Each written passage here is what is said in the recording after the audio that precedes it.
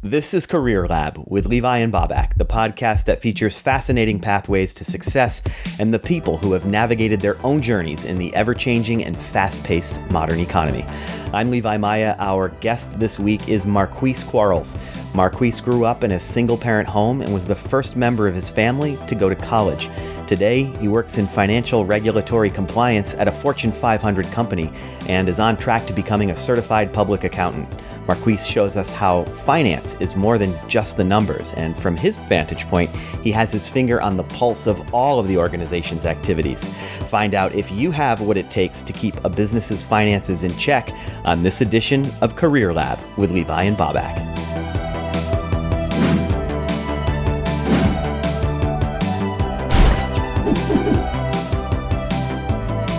Welcome to Career Lab with Levi and Babak. I'm Babak Bebahani, and here at the Lighthouse Studio with Levi Maya.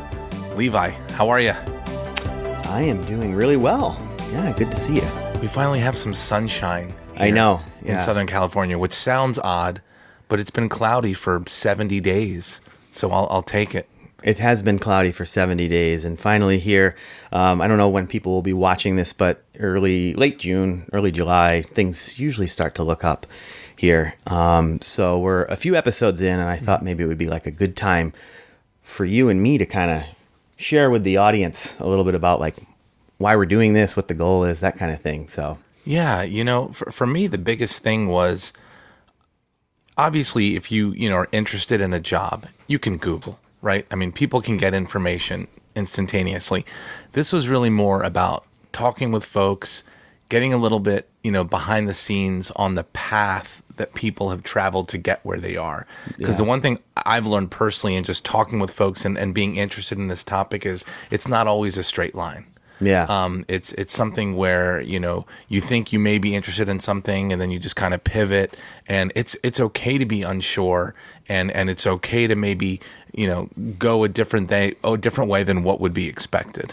Yeah. And the other thing that I think it's come up in a few of our interviews so far is the space is changing so rapidly. I mean, not just with AI and uncertainty around that, but just the jobs that we're training people for today in college might not even exist by the time they get out because of just rapid technological and economic change and all kinds of things that are a bit unknown. So, not as much with not so much just in the education section where people are working to try to give people the skills they need for a job, but then how do people even think about what the work is they might want to do when they get out of school, or if they're mid-career and they're finding that they're unhappy in the job that they're doing?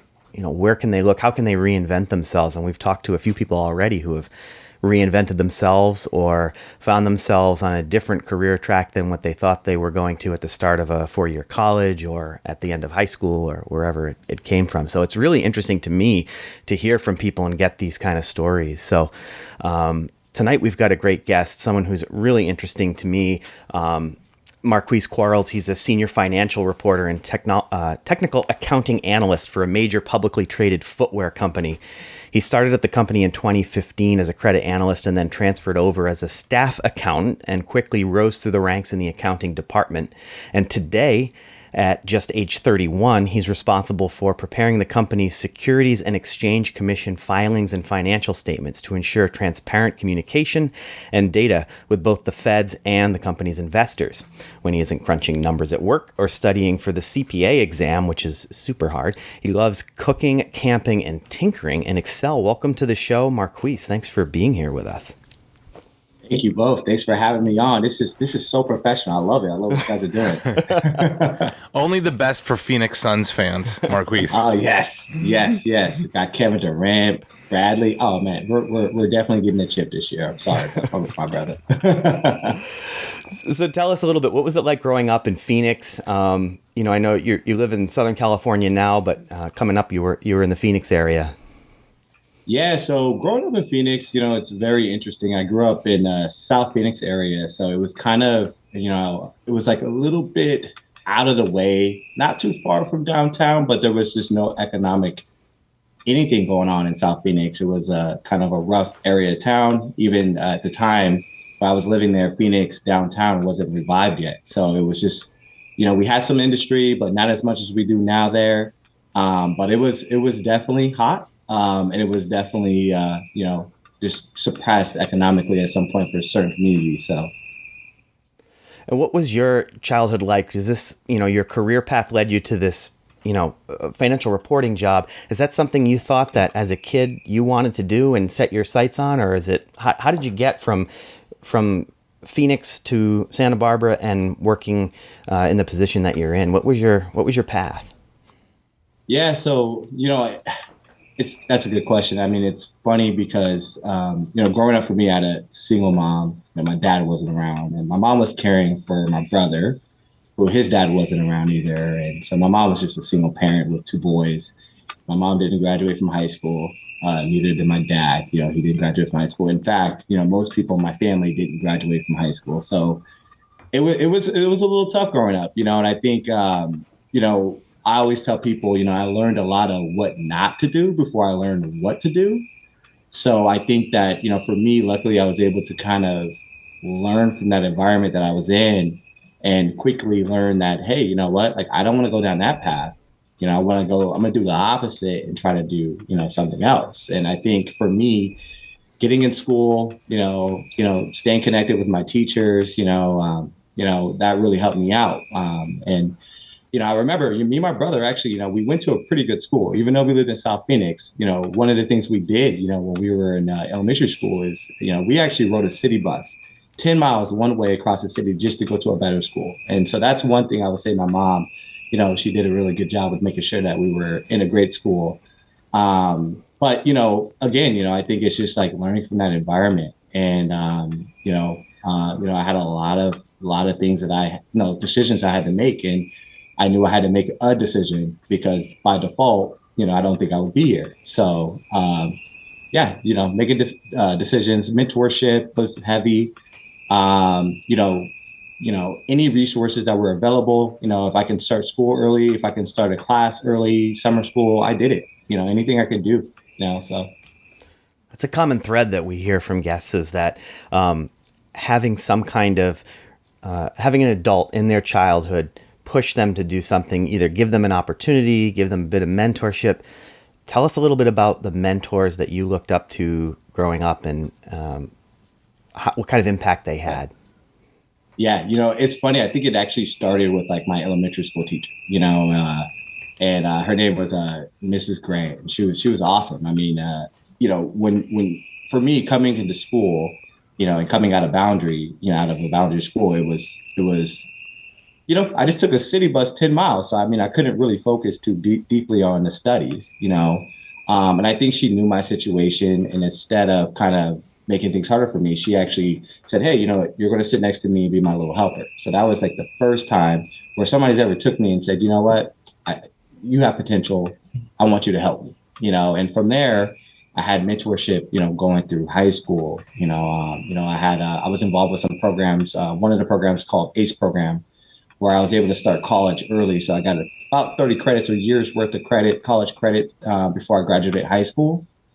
And so there was tons of mentorship there. And then even when I got to college, being involved with the scholarship programs, tons of mentorship there. But personally, the biggest mentor that I had was, I call him my dad. It was a family that took me in when I was in high school because, we got evicted. Me and my mom got evicted from our place. And this family took me in because they wanted me to finish school.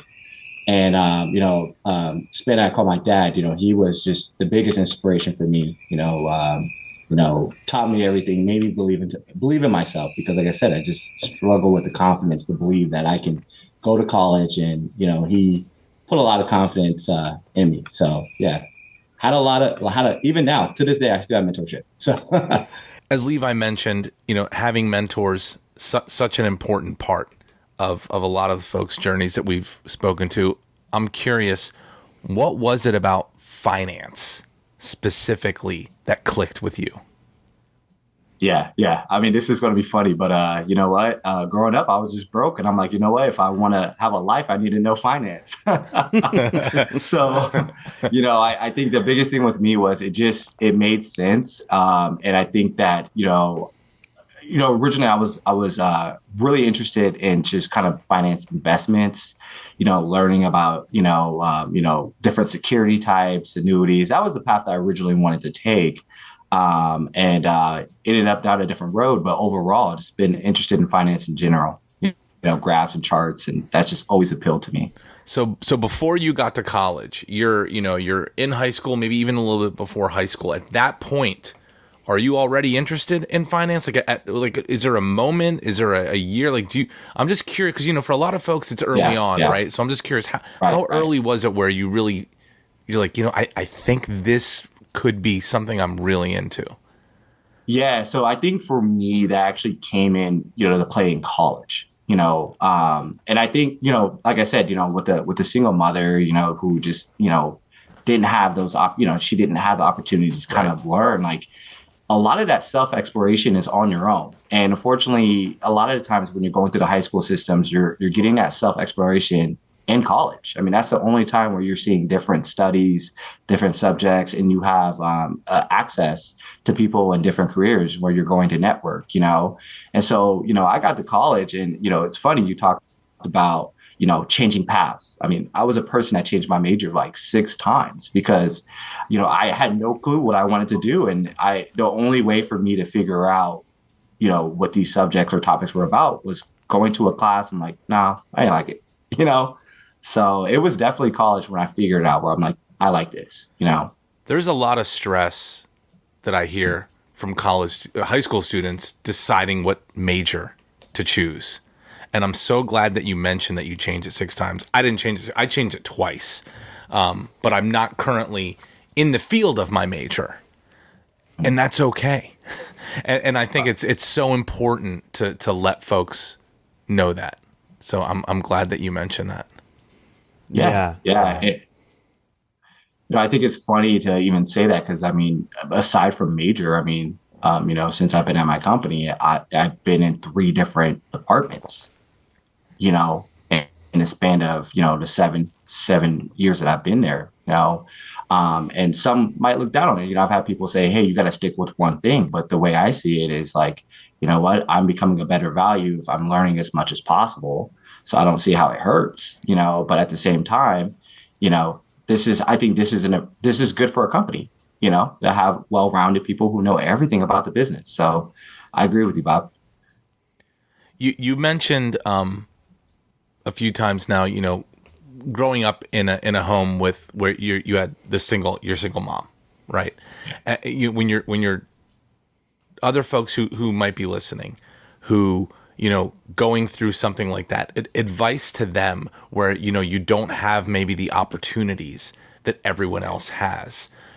How do you, what's the mindset that you had to take where you're like, I'm not making excuses. I'm going to create opportunities. Right. So I'm just curious, what was that like? I think there's, opportunities in whatever environment you are in. Even if it's the worst environment, I think there's opportunities. And for me, I think the opportunity really starts with your mindset. I think that you got to have that positive mindset that, if you're taking little steps, it's going to add up to something, and, there's, even if you go down the wrong path, you can always turn around. Like you mentioned earlier, there's no, indefinite one-way track that you have to go down. It's okay to revert and go back. And in fact, that's part of learning. I mean, we all do it, so, for the most part, I just think that learning is the most important thing.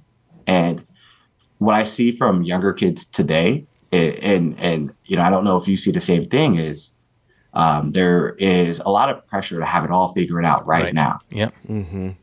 A lot of pressure, and I just got something in the mail today that said, get your child into Stanford or an Ivy League school. And it was a packet this big. And my daughter's 8. Like, how did we get on this mailing list? I'm sure some parents are thinking about that, but I don't know that that's, really going to be beneficial in the long run. But sorry to interrupt you.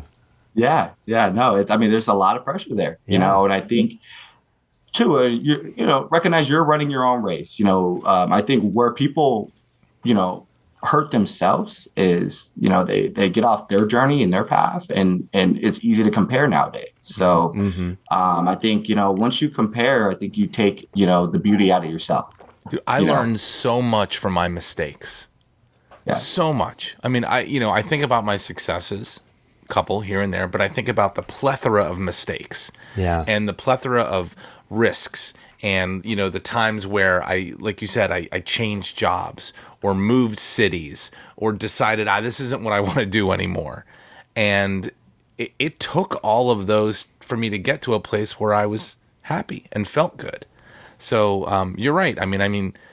I think making mistakes is okay. And yeah, I don't know why you got on that mailing list. I don't know either. I'm interested to know, though, what do you think some of the things you wish that you knew now that you could tell Marquis from 7 years ago? Obviously we learn from mistakes. You don't necessarily want to prevent yourself from making all mistakes, but what's just some nugget you wish you could go back in time and tell young Marquis something? I would have told myself, take it easy. I think as long as you get up and you build that daily habit of, it's all daily habits. You don't got to make big waves. You could just keep swimming at a slow pace and you'll get there. And so, yeah, I would say, focus on the daily habits, getting up, going to work, doing your job, being healthy. Those things long term add up.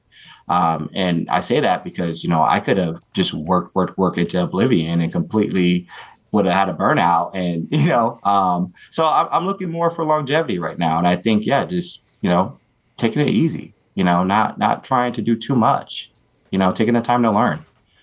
Any advice you'd give to someone, high school, college, thinking about the area that you're in?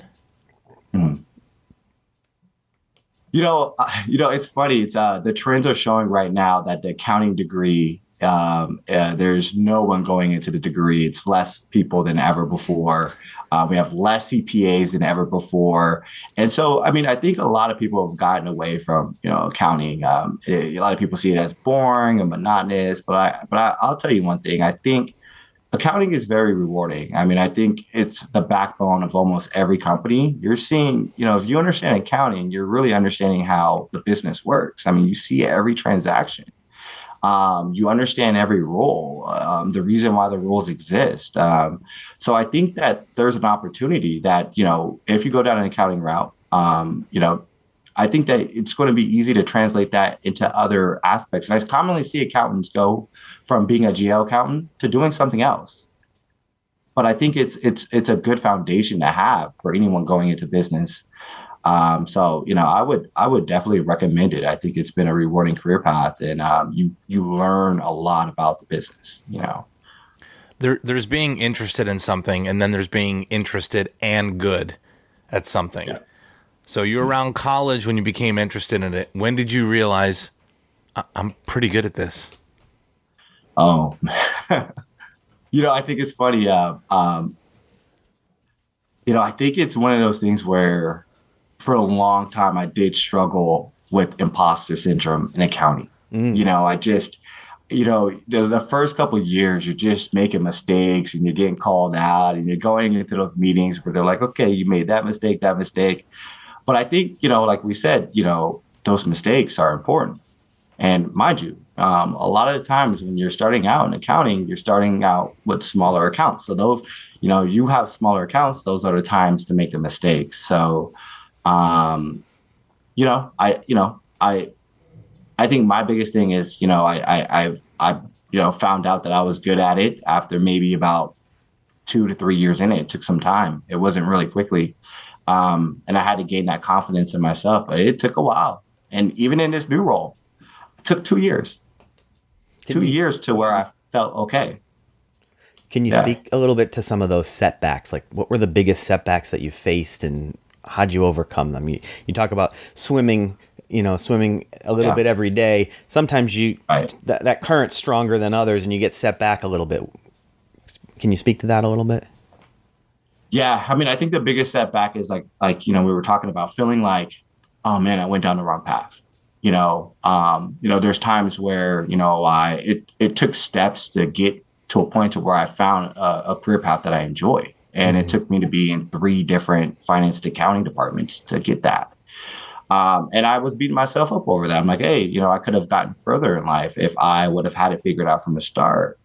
But I really see the benefit of having those 3 department experiences. I see the benefit because now, if there's ever a question, my toolbox is sharp. I understand all 3 areas. And so I think I had to like change my mindset about how I was thinking about it, and understand that, there is no time frame. It's really taking your time to learn and to understand it. And just knowing that, everything that I'm learning is going to add up to something. It's going to add up somewhere, and I think that's kind of what was my mindset to help me. So Do you manage the finances in your home? I do. I love it, man.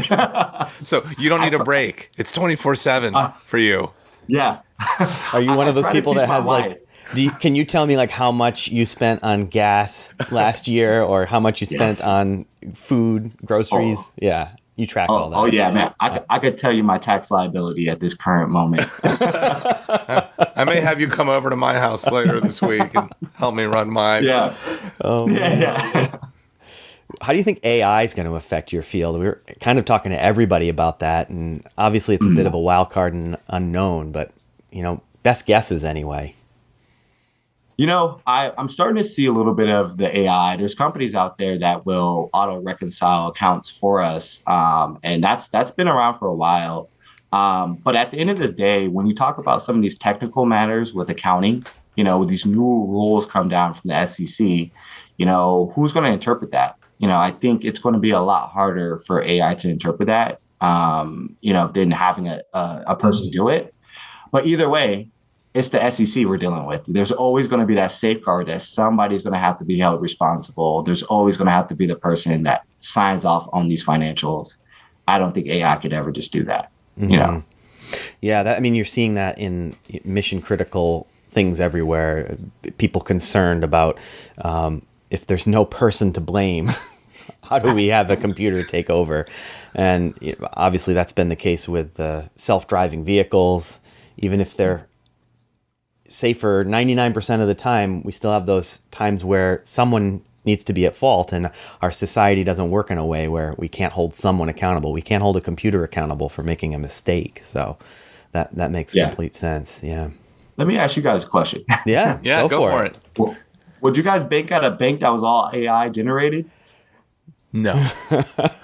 I would say no. Someone like my dad, absolutely not. The reason he goes to the bank is social interaction. Right. So Yeah. now I saw him at the bank the other day.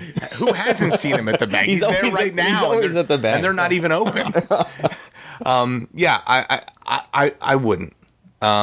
There's questions. You want a human element, and I understand the importance and of AI, but I think there's specific fields where a personal connection is just important, and I really don't think it's something. When I'm no longer around, I don't buy that. I feel like personal connection is important. Levi, I'm curious. You know what I would like AI to do for me financially, especially in running a small business, is that auto reconciliation sounds awesome, because a lot of the tedious tasks that humans are prone to making mistakes with probably could be done better by smarter computers. But the things like, making the decisions, keeping your hand on the tiller, obviously that's things that people should be doing. But a lot of the, I think about trying to import stuff into QuickBooks and then making sure that it matches. And a lot of times QuickBooks will, double enter something and you're forever chasing it down, and those kind of things. I can see it, people in your job benefiting from the assistance of it, the same way that, I don't think AI is going to replace movie making or photography. It's just going to make better movies and better photographs and give artists another tool to work with. But there's a lot of panic around it. And I I hope I'm right. I hope it doesn't completely replace all of these jobs, and that people are just sitting down consuming media that's all completely made by computers, and that our finances are all run by headless headless corporations. But I just don't see how that's possible. So I would tend to agree with you. But what about you? Would you bank at a bank that was totally AI? Now that both of us said no. Oh no! Oh no! I mean, being involved in SEC work, I mean, you'll be surprised how many people, I mean, there's just so much, companies that would do fraudulent things, if allowed to, and totally blame it on the AI. So Mm-hmm. I would say no. I would not. No. Obviously, you're good with numbers. Other than that, what are some traits that you feel like are good for someone to have if there's an interest in this field? Yeah, I think it's a person who's just extremely curious. I think part of this job is, you're going to be doing some accounting, but some compliance, and therefore there's some audit involved. So one of the things that you will see is, if you see a mistake, for instance, are you the type of person that's like, you know what, let me dig a little deeper? Or are you a person like, oh, okay, they just fixed it? Are you going to ask more questions? Are you going to be skeptical? Because you're essentially acting as a gatekeeper in these roles. You're really protecting, investors. And so if you're a person that's extremely curious and likes to ask questions and likes to dig and likes to, I think this is a good path for you. Very analytical, detail oriented.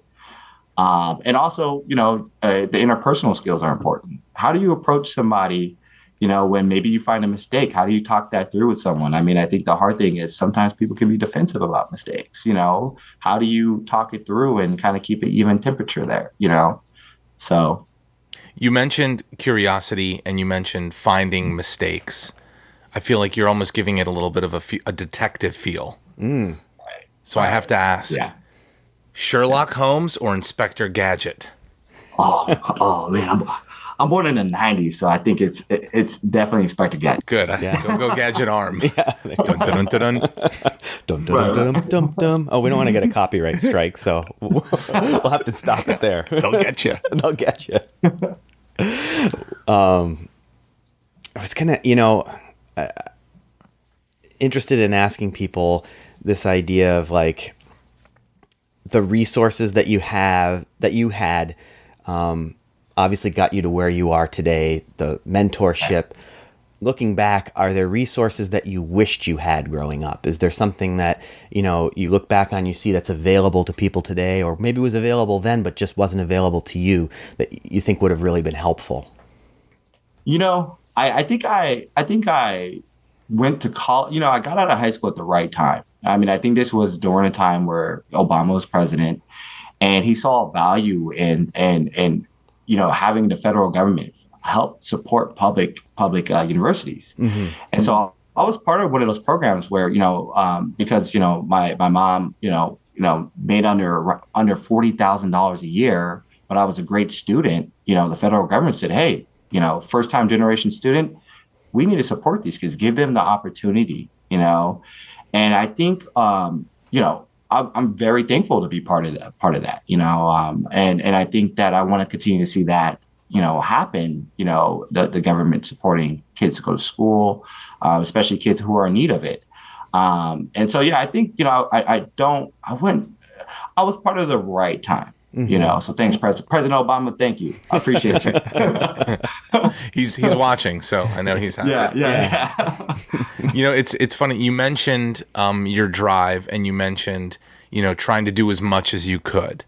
But if you look at the mentors that you talked about, the programs you talked about, it really feels like it was a complete effort of more than just one thing that got you to where you are today. Can you just talk a little bit about that? Yeah, no, I think that's very true. Like, it's, at the time, the environment I was in, like I said, there was no one I could go talk to about college or getting a job. I mean, in fact, I mean, a lot of my family members were, being supported, by Social Security or, food stamps. And that's kind of the, in their case, that they've been on that their whole lives. That's all they've known. So, it was for me, I remember the first time, somebody, there was a lady that walked into my college or my high school classroom and said, "Hey, you can start college early. All you got to do is sign up." And I'm just sitting there like, oh, I'm gonna go to college via basketball scholarship, like. But then, after a while, I started thinking, I'm like, no, I want to do the things, I want to do the opposite. I want to do the things that I'm not seeing. I grew up watching people try to make the league and didn't work out, right? But I didn't see people really find a passion in their studies and really invest themselves into learning something. And so when that opportunity came up, I jumped on it. And, being in high school, going to college classes, being around college students, being around professors, I mean, people that had invested their life into studying something. I mean, it really showed me that, passion, it's a thing. And I just needed to find my own passion at that point. So without mentorship, I mean, I don't think I'm finding that passion easily. I mean, it's very vital. So, Which college did you go to? so I ended up graduating from Arizona State University. But luckily, I was able to start at the community college when I was in high school and get those 30 credits. So it really helped going into college. And I think even that resource alone, doing those 30 credits, like I said, I changed my major 6 times. I graduated on time.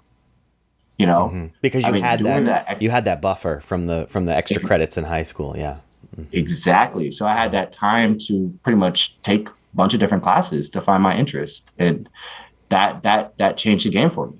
That's another thing that I think California in particular, but other states have a really good community college. We have a really good community college system. I know there's others out there, and especially for students who don't know what their path is going to be, but even for those who think they have a pretty good idea, the community college system offers you, the first 2 years at a very low cost and the ability to get in and try things and try and fail and, move around. You're not spending a tremendous amount of money at a private 4-year school, or even the public institutions are getting up there now. So you're in a place where where it's safe to make mistakes. It's not going to cost you a lot of money, not going to cost you a lot of time, and you can try things out. I think that's really a nice benefit of California community colleges in particular, and hopefully community colleges around the country too. What was your experience like in high school as in a community college setting as a high school junior or senior? Yeah, it was awesome. It was awesome. I mean, even then, I mean, I thought the community college was a university. Mind you, the people in this program were first generation college students. So, at that point, we felt like, wow, we're in college. It didn't feel like it was university or community college. And I, to this day, I still think, any way you can go to school, go to school. It doesn't matter. At the end of the day, you go to community college first. I mean, you get that degree from, your university. That's your degree. So it felt good to be on that campus, and and it was a great campus. It was a great school, and they had a lot of trade programs, and, learned a lot. Yeah. What have you learned in your career that you think has had a lifelong impact on who you are as a person? What's finance brought to you that's, been really life-changing, something that's opened your eyes to something? I think it's, I was just recently having a conversation with my boss about this, it's really, number one, it's really made me see the world from a bigger picture, because I think that in finance, it's the most important thing, right? In the world, like I would say, economic growth is the most important thing. And so, I think I've learned to just, hold myself accountable and to be very professional and to really do a good job and double checking what I'm doing, being very careful about what I'm doing. I mean, you're dealing with money that, can affect people's lives, so if there's a big error, and an investor invests in our company, and it's not what it, there was the error really impacts, and it wasn't what, you know, the error pretty much was caught and it impacted somebody's financial future, then that could be a big risk. So in my life, I've learned to just be very careful, be very intentional, be very thoughtful about the decisions I'm making. Because every day, a decision, there's bad decisions I can make that can truly affect my life. So. And then to wrap things up, what do you think is the best way to inspire the next generation in your field? What advice do you have for them as far as, getting into it and getting to where you are? I would say, I would say focus on learning. Like, I think right now, what I'm seeing is even with new employees coming into the business, they want to be senior level tomorrow. And I think there's just a rush to climb the ladder. And I think that there's so much opportunity, even in staff level work. I think take your time to learn and get as much experience as you can. Ask for more. Don't ask for as much as you can. See as much as you can. Ask questions as much as you can. Because there's tons of resources in business. There's people who have been there doing, expertises for 20 some years. So as a new person, you can walk in and learn from someone who has 20 years of experience like that. And I don't think that happens in many places other than businesses, so take the time to really be resourceful and use what you have around you. And on the flip side, what can people in your position do, you think, to help develop people who are coming up in the field? What kind of opportunities can you offer them? Yeah, I think it's, I always say, like, the biggest thing that I have to do, even when I'm dealing with, people that are my seniors or people that are new, is, take the time to get to understand what motivates them. And so that's something that I focus on, is what motivates you. If you're doing something that's not motivating you, let me know, and we're going to adjust. And, so I think it's really taking the time to just understand what is the motivator, what is the purpose, and helping them see their purpose as well. Before we go, anything that you want to touch on that we didn't discuss? One of the things I wanted to say to you both, and I really love this podcast. I love what you both are doing here. I was really impressed that this idea came out of a pool in Mexico. You heard that. Okay. I mean, normally people come up with business concepts by sitting at a cafe and drawing on a napkin. You hear that story so many times, but I love you guys' story of how this came about. So I just wanted to say, this is amazing, and I love what you guys are doing. And I think this is going to be a resource that can help a lot of people, including people already in their career path. So I love it. And, I hope you guys keep rocking with it. So we appreciate that. And it just gives me more reasons to go back. To go back to Mexico. Yeah. I know. We got to find a reason to go back. Yeah. So if you're enjoying the show, do the normal things you do on YouTube, like and subscribe and hit the bell. And I feel foolish saying it, but it's how we get people to, to watch and learn about it. We're also on Apple Podcasts, Spotify, and Google Podcasts. You can visit careerlabpodcast.com and find all the ways to watch and listen to it. So thanks for being here, Marquis. Appreciate you being on the show. And appreciate having me. Thanks so much. Appreciate it. Another one in the books. Thanks, Bob. We've got some upcoming guests coming. We're talking to software developers. We've got a musician lined up. We've got a lot of things cooking. So hopefully people stay tuned and we'll be here with it. So thanks for being here with us this time. We'll see you next time.